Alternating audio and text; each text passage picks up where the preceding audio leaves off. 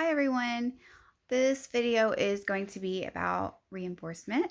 I wasn't really sure what to do for this assignment. It just said a video highlighting reinforcement. So my video highlighting reinforcement is just going to be me talking about it a little bit and some of my experiences with reinforcement. So reinforcement, something that occurs after a behavior that causes that behavior to increase. And reinforcement can be positive or negative. So positive reinforcement is going to be something that happens after the subject's behavior, where the subject receives something that causes that behavior to increase. So it can be the behavior of a student raising their hand in class, and they raise their hand in class, and therefore they receive attention. So they're gaining something. It could be the behavior of mending for a snack. So they say, "I'm hungry. May I please have a snack?" They mend for a snack. Or even if it's someone with limited verbal ability, they might just say snack and they receive the food. So they're going to gain that positive reinforcement. Negative reinforcement is when something is taken away that causes the behavior to increase.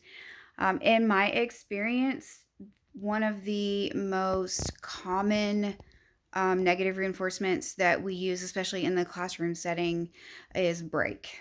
We teach the child to ask for breaks when the classroom is just can be getting too much. Maybe they're getting too much stimuli, or maybe they just need to go for a walk.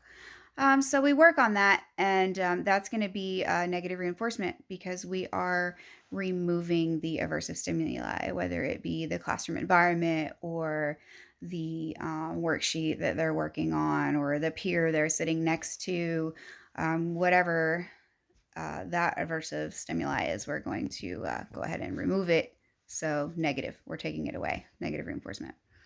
And as that occurs, after the behavior of asking for a break, it's going to cause that behavior to increase. The closer that the reinforcement occurs after the behavior, the more effective the reinforcement is going to be in increasing that behavior. That is one of the great things about using a token system with a learner. It gives you the opportunity to reinforce behavior immediately.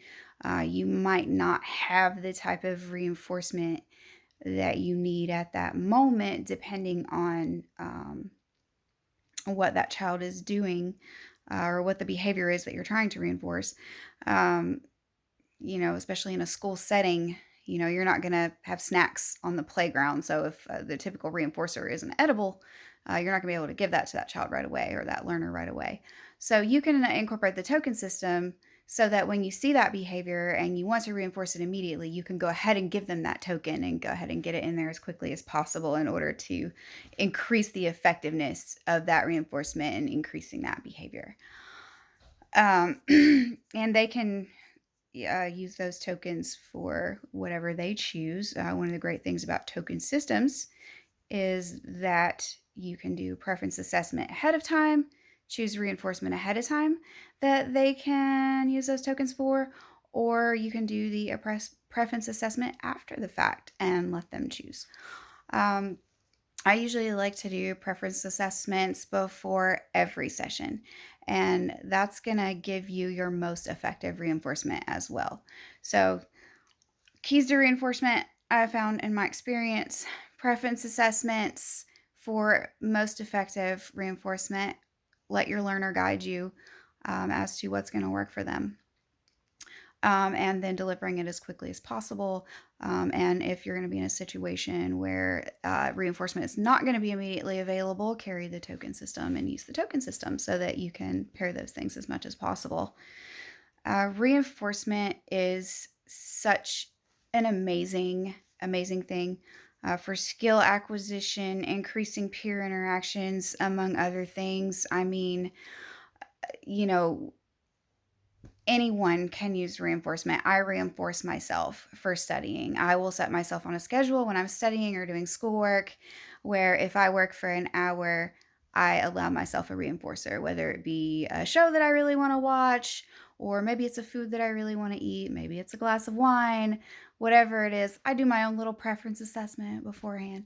So I think we can all use reinforcement, and honestly, it's probably one of the most important tools, if not the most important tool, that we can use in our field. So thanks for watching.